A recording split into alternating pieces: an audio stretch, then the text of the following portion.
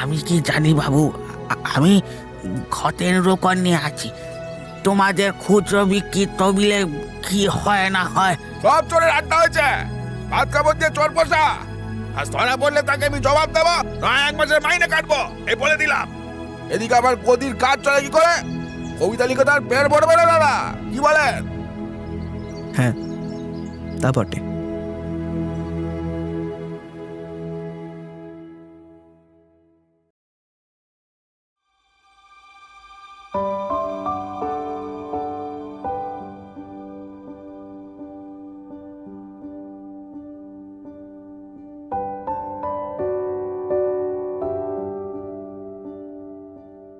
গল্পের দেশে আপনাদের নিয়ে যেতে আমরা আবার তৈরি।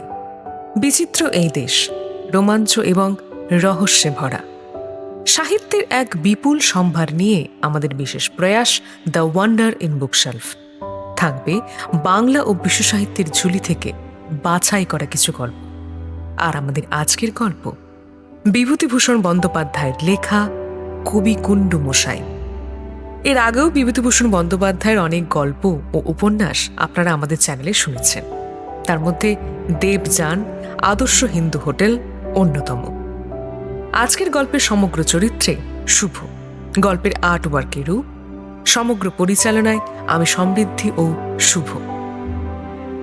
শুনতে থাকুন আজকের নিবেদন কবি কুণ্ডু মশাই।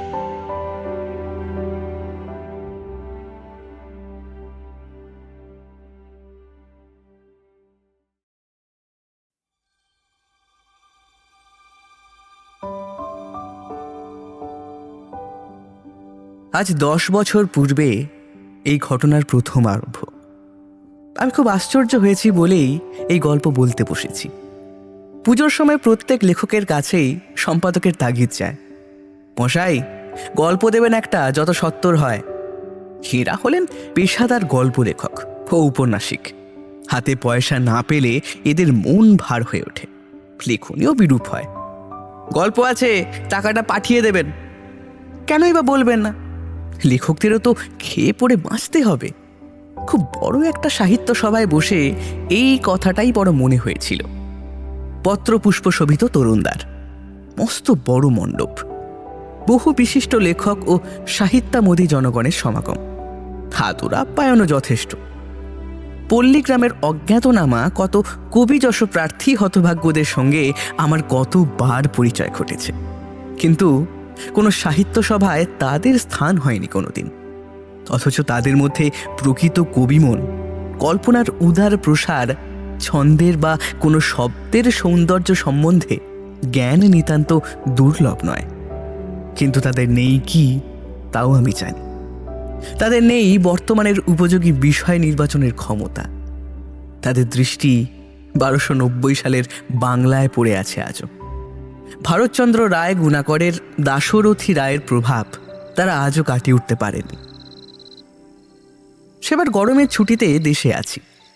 রাত প্রায় 11টা বাজে। বিছানায় ছটফট করার পরে একটু সবে নিদ্রাকর্ষণ হয়েছে মাত্র। এমন সময় শ্যামবাবু আছেন নাকি? এত রাতে অপরিচিত সুরে কে ডাকে বুঝতে না পেরে বাইরে এসে বললাম, কে? কোথা থেকে আসছেন? অন্ধকার রাত। দেখলাম আগন্তুক বিনা আলোয় এসেছে, যেখান থেকেই আসুক। লণ্ঠন জেলে বাইরে আবার গিয়ে আগন্তুকের চেহারা এবার ভালো করে দেখলাম। বৃদ্ধ লোক, 60-এর কাছাকাছি বয়স, গায়ে তার আধময়লা পিরান, পায়ে ক্যাম্বিসের জুতো, বগলে একতারা বই কি কাগজ। আমায় চিনতে পারলেন না? আমাকে সকলে কুণ্ডু মশাই বলে জানে। বসাকদের কাপড়ের গুদামে কাজ করি, পল্লবপুরের বাজারে। তা আপনারা দেশে ঘরে থাকেন না, গরমের ছুটির পরেই চলে যাবেন, চিনবেন কি করে বলুন?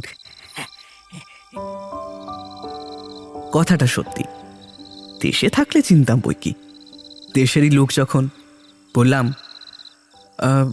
তা কি জন্যে আসা হয়েছে? আপনি একজন রাইটার লোক, আমার লেখা কবিতা কিছু আপনাকে আজ শোনাতে এসেছি একটু। ও, বসুন বসুন, সে তো বেশ কথা। দাঁড়ান, একটা কিছু পাতি। দস্তুর মতো অবাক হয়ে গেলাম। বল্লভপুরের বাজার এখান থেকে প্রায় 2 মাইলের সামান্য কিছু বেশি। এত রাত্রে নিছক কবিতা শোনাতে লোকটা কষ্ট করে এত দূর এসেছে।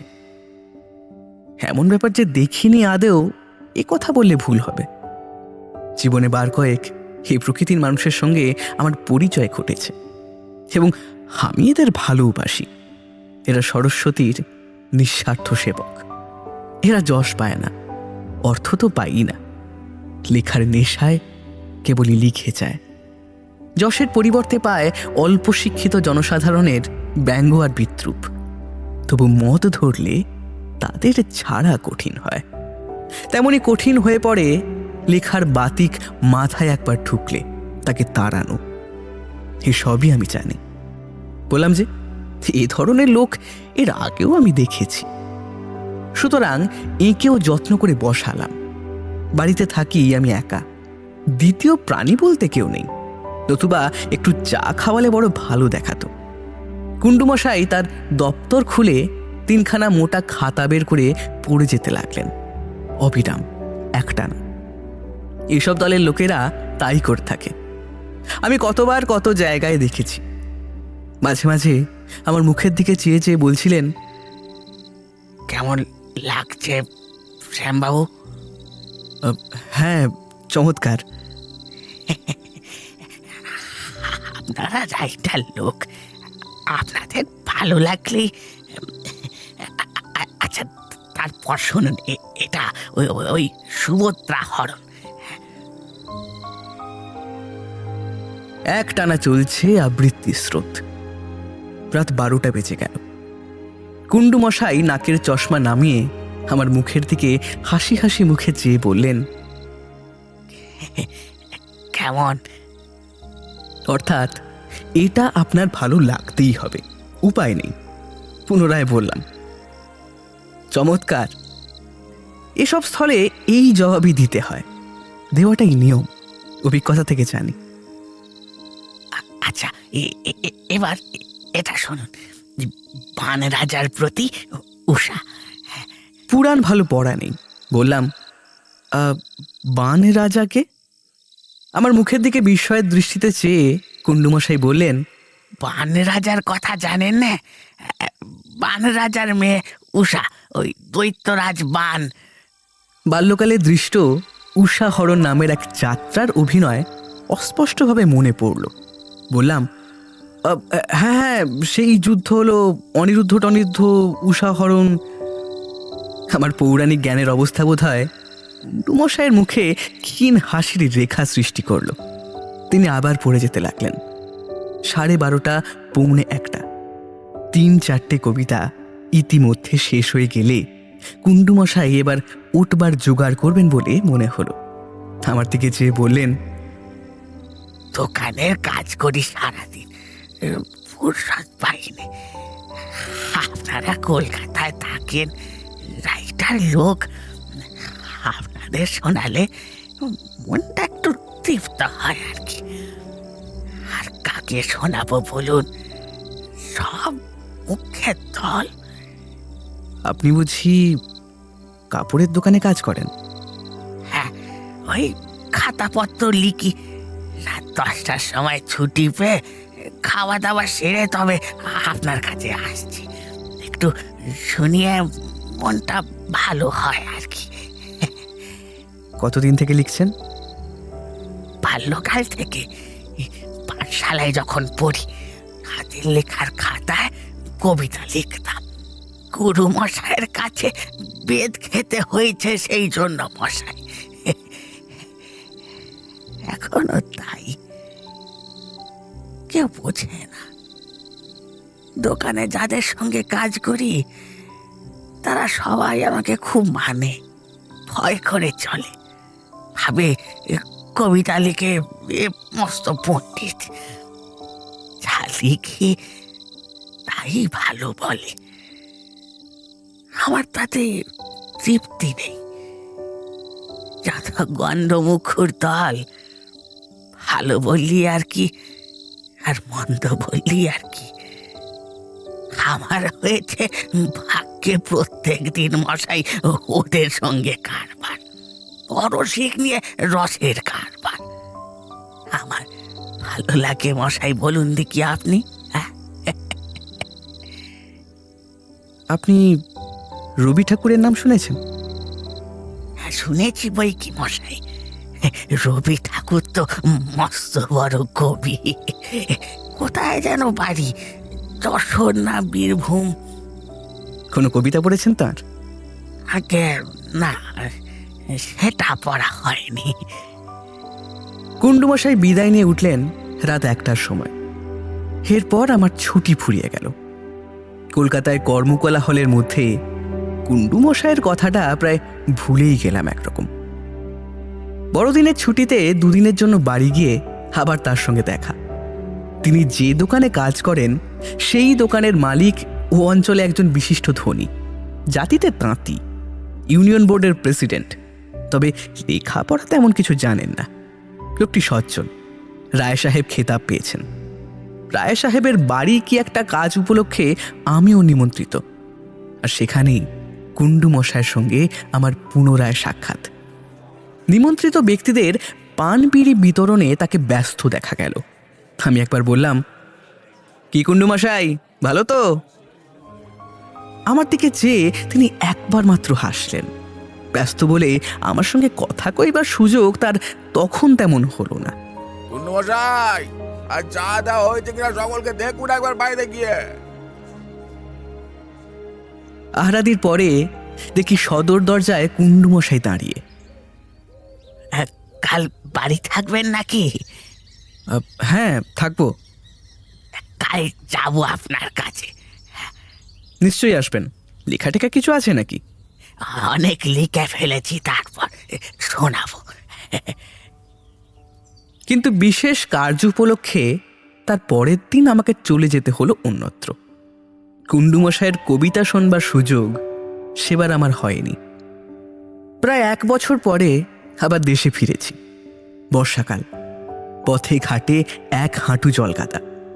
বল্লভপুর ছাড়িয়ে নদীর ধারে বাবলাতলায় দেখি কে বসে মাছ ধরছে। আমি রাস্তা থেকেই পাড়াগাঁয়ে ধরনে জিজ্ঞেস করলাম, কি মাছ হলো? লোকটা আমার দিকে পিছন ফিরে চাইতেই দেখি কুণ্ডুমশাই। আরে কুণ্ডুমশাই, মাছ ধরতে এসেছেন নাকি? ভালো সব?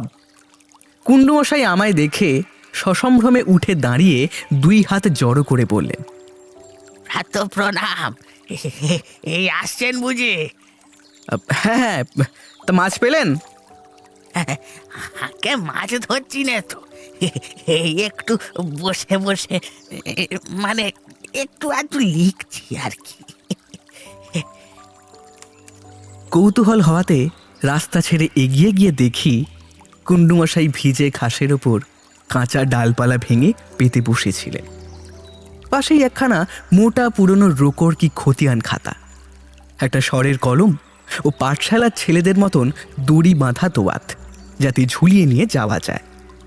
একখানা মসিলিপ্ত ব্লটিং কাগজ মাটির ঢেলা চাপা একপাশে।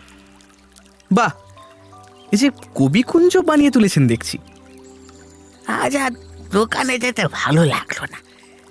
অনেকদিন বর্ষার পরে আজ একটু রোদের মুখ দেখা গিয়েছিল। এখন আবার মেঘ করেছে, বলি যাই নদীর ধারে বসে লেখার নেশা মাথায় একবার চাপলে। একটু শোনান না কুণ্ডুমশাই, আজ কিন্তু না শুনে আর যাচ্ছি নে। কুণ্ডুমশাইয়ের কবিতার খাতা একখানা প্রাচীন খতিয়ান খানিকটা পড়ে শোনালেন। কয়েকটা লাইন মনে রয়েছে। যদুকুলবধূ চতুরঙ্গিনী সহায়ে কৃষ্ণতুল্য সুভদ্রারে সারথি করিয়া আরোহিয়া কপিধ্বজে অর্জুন সমান গান্ডীবী কোদন্ত ধরি উতিরি বরণে। শিখণ্ডী আমার জ্যেষ্ঠ, তারে নারী ভাবি, ধরে না ধনুক ভীষ্ম, ভূমণ্ডল অকৌরব। মজা নদীর পাড়ে বিকেলে বসে বেশ ভালো লাগলো। বললাম, চমৎকার। আপনার শব্দ সাজাবার ক্ষমতা, ধ্বনির জ্ঞান সবই চমৎকার। দ্রৌপদী যুদ্ধযাত্রা করতে চাইছেন বুঝি? কুণ্ডুমশাই হেসে বললেন। কিন্তু কোন জায়গাটায় বলুন তো? মাথা চুলকে বললাম, তা কই ঠিক তো বুঝতে পারছি না। কুণ্ডুমশাই আমার উত্তরের দিকে কান্না দিয়ে বললেন, শুনে যান আর একটু। শততীক্ষ্ণ সরমন করণ মুক্ত যবে উঠিবে উড়িবে গৃদ্ধ প্রঙ্ক্তি সম বোমে শনি পিপাসু দেখিব কি করে ব্রত রক্ষা তার দেবব্রত রণচন্দ্রী শিখণ্ডী ভগিনী আঁখো গুলে রক্ষিলেও ছাড়িবে না তারে। কেমন? হে আর বলতে, আমার খুব সৌভাগ্য যে আজ কবির মুখে কি চমৎকার। কুণ্ডুমশাই বিনয়ে কাঁচুমাচু হয়ে বললেন, অমন কথা বলবেনি, আপনারা রাইটার লোক, আমি তো। ভাষার উপর সমান অধিকার সব লেখকের থাকে না। আপনার তা আছে কুণ্ডুমশাই, আর আপনি একজন সত্যিকারের কবি। হয়তো পালিয়ে এসে এই নদীর ধারে বসে আপন মনে এইভাবে। কুণ্ডুমশাই পাশের একটি থেলো হুঁকোয় তামাক সাজছিলেন এতক্ষণ। আমায় বললেন, তা খান। হ্যাঁ, না না, আপনি খান। হুঁকোয় বেশ আরামে টান দিয়ে বৃদ্ধ এমন এক অদ্ভুত দৃষ্টিতে উপরের দিকে চাইলেন যেন জীবনের এক বড় আনন্দের সম্মুখীন হয়েছেন, অর্থাৎ থেলো হুঁকোটিতে টান দেবার অবকাশ পেয়েছেন। আমার মাথায় যখন ওই লেখার নেশা চেপে যায় তখন আর কিছু ভালো লাগে না। পালিয়ে আসতেই হবে, একটু ফাঁকা নির্জন জায়গা খুঁজতেই হবে, বুঝলেন কি না? আপনার বাসা তো নির্জন, আপনি তো একাই থাকেন শুনেছি। মোটেই না, কাপড়ের গদির 7 জন কর্মচারী সব তো এক ঘরে থাকি, সব কজন সমান গোলমাল করে, সেখানে বসে আর লেখা। যাকে কাল আসবেন দয়া করে, দেখবেন।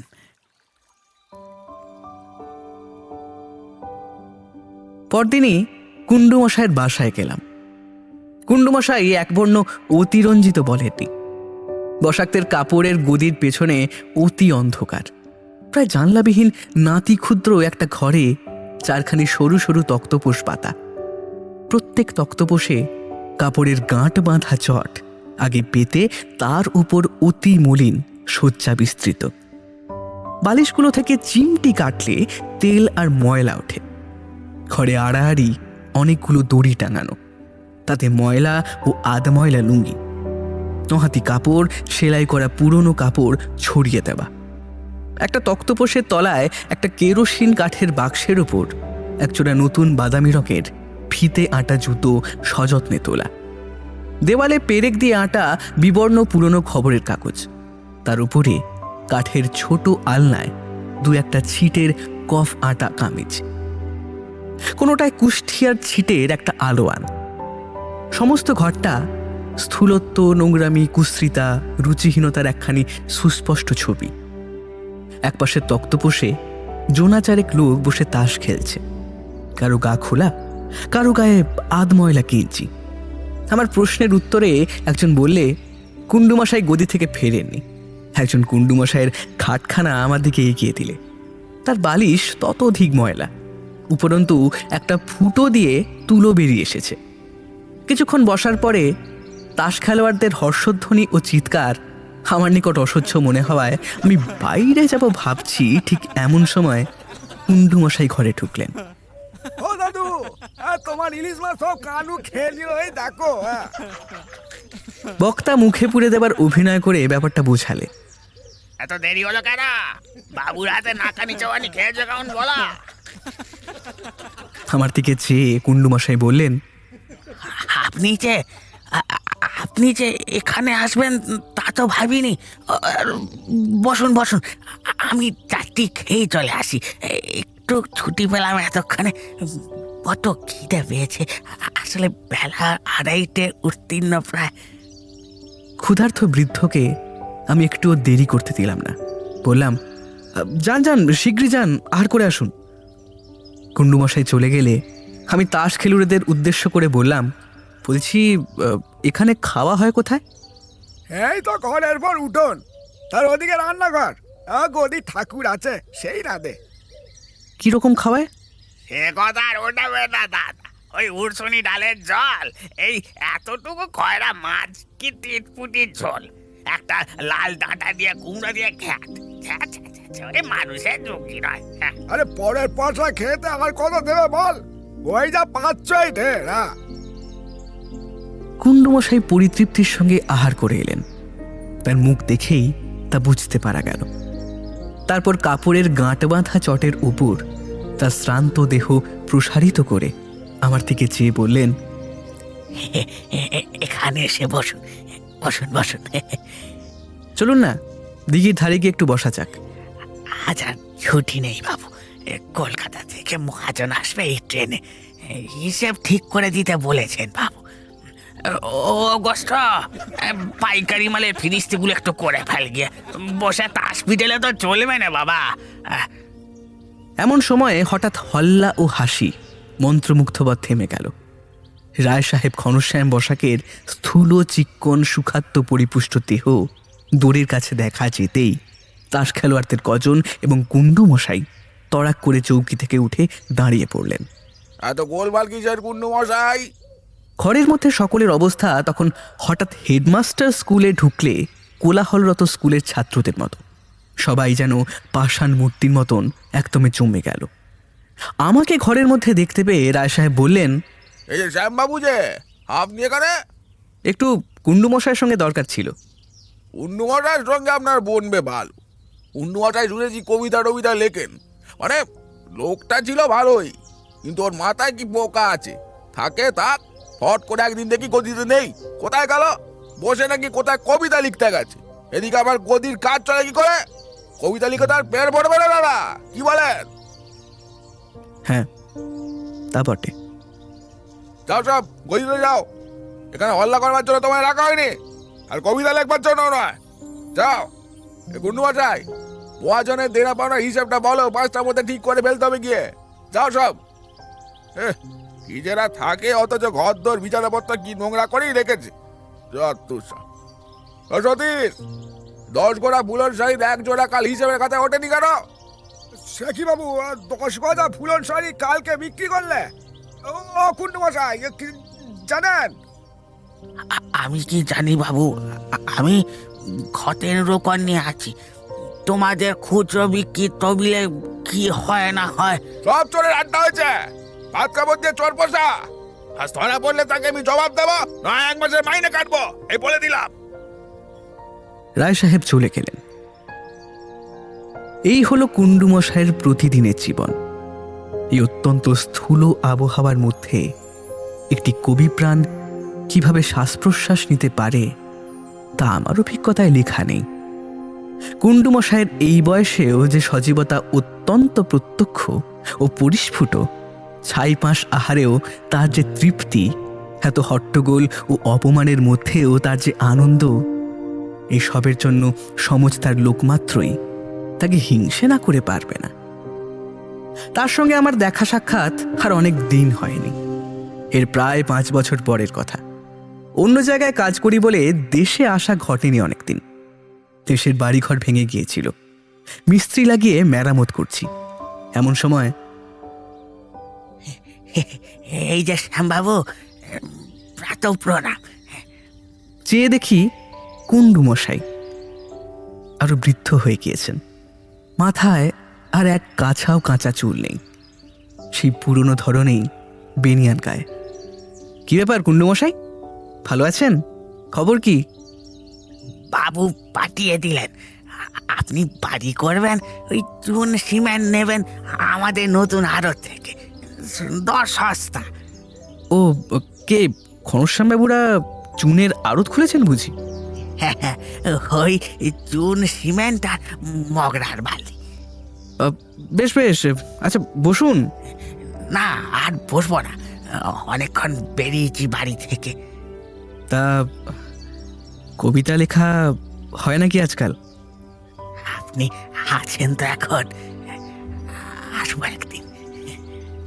বলে সামান্য কয়েক পা গিয়েই আবার ফিরে এসে বললেন, ভালো কথা, এই পকেটেই আছে। আজ আপনার এখানে আস্তে আস্তে ওই বটতলায় বসে লিখলাম কটা লাইন। দাঁড়ান। প্রকৃতির কোলে শুয়ে সৌন্দর্যে ভাষায় আঁকি, স্বাদ হয় হনিমেষে শুধু যেন চেয়ে থাকি, নীরবে নিঝুম সেথা কি যেন মুখের পরে, স্বপ্ন রেণু কিংবা মায়া নিয়ত ঝরিয়া পড়ে, পরমাণু নিভে যায় ভাঙিয়া জ্বরের কারা, কে তুমি ডাকিছ মোরে ঘুরিয়া পাগল পাড়া। হ্যাঁ, কুণ্ডু মশাইকে কোলে তুলে নিয়ে নাচবার ইচ্ছে হলো। ব্রাহ্মণ না হলে পায়ে হয়তো হাত দিয়ে পায়ের ধুলো নিতাম। বললাম, এই কটা লাইন এইমাত্র লিখলেন পথে আস্তে আস্তে? ওই বটতলায় ছাওয়ায় বসে খানিকটা আগে। আপনি ঘনশ্যামবাবুর দোকানে কাজ করেন বটে কুণ্ডু মশাই, কিন্তু আপনি সে জায়গার উপযুক্ত নন। কবিতায় আর্টের কোনো দরকার নেই।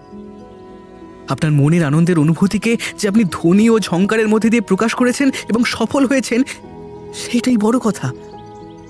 আমি আপনার মনের সেই সময়ের অনুভূতিটাকে ওই কটা কথার মধ্যে দিয়ে নিজের মনে ধরতে পারছি। এই তো কবিতা, আর কি চাই?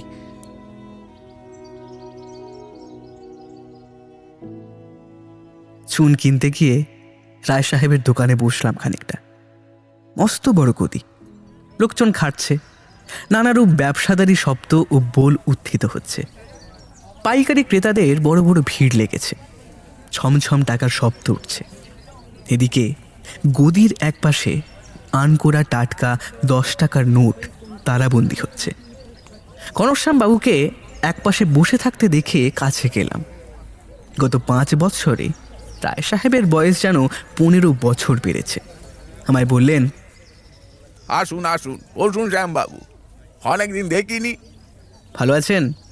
ভালো আর কোথায়, আজ বছর অবধি ভুগছি নানা অসুখে, আর এইবার বোধ হয় চললাম। না না, সে কি কথা, আপনার বয়সটা কি? আপনি জানেন না, 2000 টাকা খরচ করেছে এই 1 বছরের মধ্যে, কিন্তু সারবার নামটি নেই, ওই বেরিয়েই চলেছে। দোকানে আছি যাই, মনেও আর বল টল পাইনি, শরীরেও না। ডাক্তারের কথায় মাগুর মাছের ঝোল খাই কাঁচকলার পটল দিয়ে, একবেলা দুখানি সুজি রুটি, আর কি করব। কোথাও চেঞ্জে যান না কেন? ব্যবসা ভাইলে তো আর যেতে পারিনি, আবার নতুন চুন সিমেন্টের আড়ত গোলা হয়েছে, এই সব কার ওপর দিয়ে। রায় সাহেবের কথার সুরে এবং মুখের চেহারায় একটা জিনিস বেশ সুস্পষ্ট হলো, তার মনে আনন্দের অভাব এবং একটা ভয়ের ভাব। কথাবার্তার মধ্যে কণ্ঠের যে মিহি সুর ধ্বনিত হচ্ছে, তার সঙ্গে জড়িয়ে আছে মৃত্যু ভয়, জড়িয়ে রয়েছে নৈরাশ্য ও মূঢ় অন্ধতা। এত ঐশ্বর্য থেকেও ভোগের তৃপ্তি নেই। যতক্ষণ আমি সেখানে বসেছিলাম, ঘনশ্যামবাবুর মুখে আমি আনন্দের রেখা খোঁজবার বহুবার ব্যর্থ চেষ্টা করেছি। আনন্দের পরিবর্তে বরং ভয়টা এত বেশি দেখেছি যে লোকটার কাপুরুষতার উপরে আমার ঘৃণা জন্মেছে। এত টাকা থেকেও লোকটা সত্যিকারের অসুখী। বাইবেলের সেই বাণীটা মনে পড়ল, man can not live by bread alone. জীবনের বড় পুঁজি নেই যেখানে, সেখানে শুধু টাকার পুঁজি মানুষকে অমৃতের পুত্রত্ব দান করে, সাধ্য কি তার? তারও 4 বছর পরে এবারের কথা। বাড়িতে এসেছি 10-12 দিন কি তার বেশি। কাজের গোলমালে অন্য কোথাও খুব একটা যেতে পারিনি। কেবলমাত্র একদিন ওই বল্লভপুরের বাজারে অতি অল্প সময়ের জন্য রায় সাহেবের গদিতে গিয়েছিলাম। কুণ্ডু মশাইয়ের সঙ্গে দেখা হয়েছিল, এই পর্যন্তই। কথাবার্তা বিশেষ কিছু হয়নি। একদিন সন্ধেবেলা বাড়িতে বসে আছি, একজন লোক এসে বললে, শ্যামবাবু এ বাড়িতে থাকেন? লোকটার খালি পা, হাতে একটা লাঠি আর একটা হ্যারিকেন লণ্ঠন। কোথা থেকে আসছো? আগে বাবু, পেলাম ওই ওই বল্লভপুরের আড়তে কুণ্ডু মশাই আপনাকে ডেকে আছে। তিনি বাঁচবেন না, আপনাকে এক্ষুনি যেতে হবে। কুণ্ডু মশাই বাঁচবেন না? কেন, কি কি হয়েছে তার? বাবু, তিনি আজ 7 দিন শয্যাগত, জ্বর কাশি, শরীর খুব খারাপ। তা আমি তো ডাক্তার নই, আমি কেন যাব? তিনি সন্ধ্যা থেকে কেবল আপনার কথা বলছেন। আমায় বলে দিলেন যে করি হোক আপনাকে নিয়ে আসতেই হবে। আমি একটু বিরক্ত না হয়ে পারলাম না। অনেক দিনের অদর্শনে কুণ্ডু মশাইয়ের ওপর পূর্বের আন্তরিকতা অনেকখানি চলে গিয়েছে। তবুও গেলাম। মুমূর্ষু বৃদ্ধের অনুরোধ এড়াতে পারলাম না। সেই আড়তের ঘরের সেই বিছানাতে কুণ্ডু মশাই শুয়ে, মাথার শিওরে কেবল একটা ছোকরা বসে আছে। ঘরের মধ্যে আর কেউ নেই। একটা লণ্ঠন আধনেভানো ভাবে জ্বলছে ঘরের মেঝেতে। একটা বাটিতে আধ বাটি জল বাড়লি। গোটা কত কাগজি লেবুর খোসা লণ্ঠনের পাশে। কুণ্ডুমশাই বোধহয় ঘুমোচ্ছিলেন কিংবা অর্ধচেতন ভাবে শুয়েছিলেন। ছেলেটি ডাকলে, দাদু, দাদু, এই দেখো বাবু এসেছেন। কুণ্ডুমশাই চমকে বলে উঠলেন,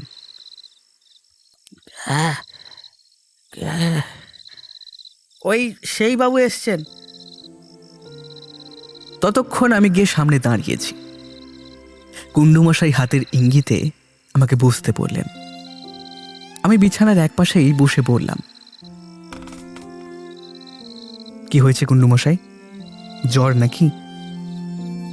প্রায় 1 মিনিট কুণ্ডুমশাইয়ের কাছ থেকে কোনো উত্তর পেলাম না। তারপর ক্ষীণ স্বরে বললেন, আর কি, এবার এবার চললাম শ্যামবাবু। আমি ভরসা দেবার সুরে বললাম, সে কি কথা? এখনো তো কত কবিতা শোনাবেন আমাদের, যেতে দেব কেন? কুণ্ডুমশাইয়ের মুখে অস্পষ্ট লণ্ঠনের আলোয় যেন একটা ক্ষীণ হাসির রেখা দেখতে পেলাম। বললেন, থাক, এসেছি আপনার কাছে একটাই অনুরোধ, সেই জন্যে। বলুন, কি বলবেন? এই ছেলেটা দেখেছেন, বড় সৎ, বাবুদের গদিতে কাজে ঢুকেছে এবছর। ছেলে মানুষ, ওই দেখে। আমি ছেলেটিকে বললাম, তোমার নাম কি? সুশীল। এই ঘরের আর সব কোথায়? সব পালিয়েছে। 2জন কাল ছুটি নিয়ে দেশে গেছে, 2জন দোকান করে শুয়ে আছে বারান্দায়। কুণ্ডুমশাই যেন মাছি তাড়াচ্ছেন মুখের কাছ থেকে। দুর্বল হাতে 2-1 এমনি ভঙ্গি করে চুপ করে রইলেন। প্রায় 10 মিনিট ঘরের মধ্যে কোনো শব্দ নেই। তারপর আমার দিকে চেয়ে বললেন, আমার আমার খাতাগুলো, খাতা? কবিতার খাতাগুলো আপনার হাতে দিয়ে যাব। বড় আদরের, ছেলে মেয়ে নেই, ওই ছেলে মেয়ে। খাতাগুলো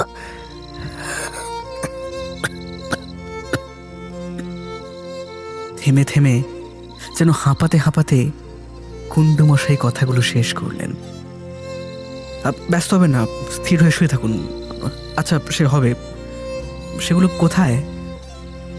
কুণ্ডুমশাই শিবনেত্র হয়ে শিহরে উপবিষ্ট ছোকরার দিকে একবার তাকাবার চেষ্টা করলেন।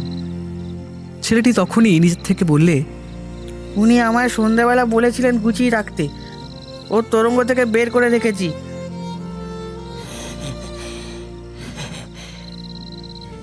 এর হাতে দাও, এর হাতে দাও। আমি হাতে নিয়ে বললাম, পেয়েছি। এগুলো কি করব বলুন আমায়।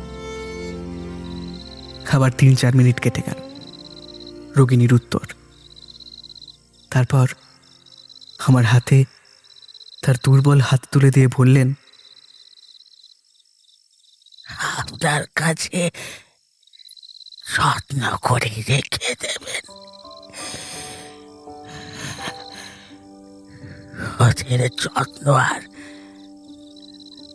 আর কোথাও হবে না। ভার নিলেন তো খাতাগুলোর বাবু। নিলাম, ভাববেন না। কুণ্ডুমশাই দীর্ঘ নিঃশ্বাস ফেলে বললেন,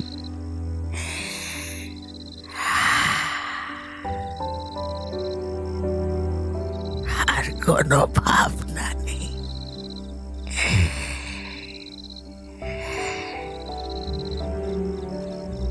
মরণে আর ভয় করি না। বয়স হয়েছে, এই খাতাগুলোই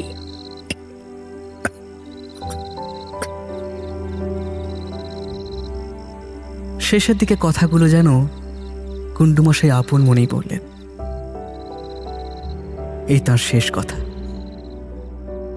আমি সারা রাত বসেছিলাম তার শয্যা পার্শ্বে।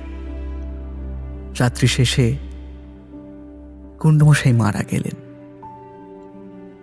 শবানুগমনের সময় আমি সঙ্গে যাওয়া কর্তব্য বিবেচনা করলাম। আমারই অনুরোধে তার প্রিয় মজা খালের ধারে তার দাহকার্য সমাধা হল।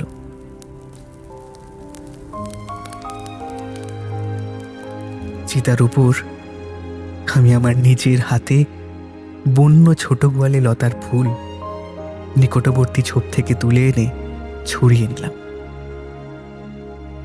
3-4 পরে রায় সাহেবের সঙ্গে দেখা। আমায় বললেন, আপনি সেদিন শুনলাম খুব করেছে। আসলে লোকটা নিজের দোষী মরল। কি আর করবে বলুন, লিখে তো আর কারোর পেট ভরে না, তাই না?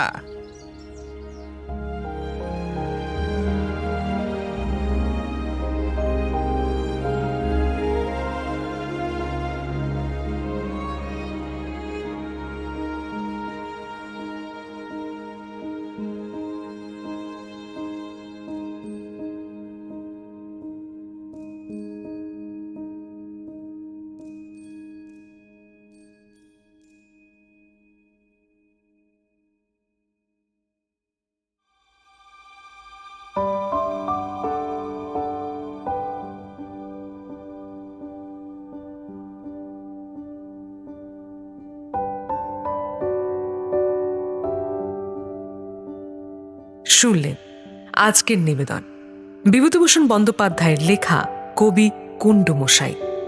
আজকের গল্পের সমগ্র চরিত্রে শুভ, গল্পের আর্টওয়ার্কে রূপ, সাউন্ড ডিজাইনে শুভ, সমগ্র পরিচালনায় সমৃদ্ধি ও শুভ।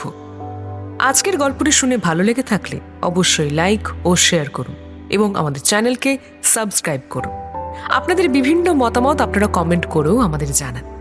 ফিরে আসবো পরের সপ্তাহে আরও এক রোমাঞ্চকর গল্প নিয়ে। শুনতে থাকুন দ্য ওয়ান্ডার ইন বুকশেলফ।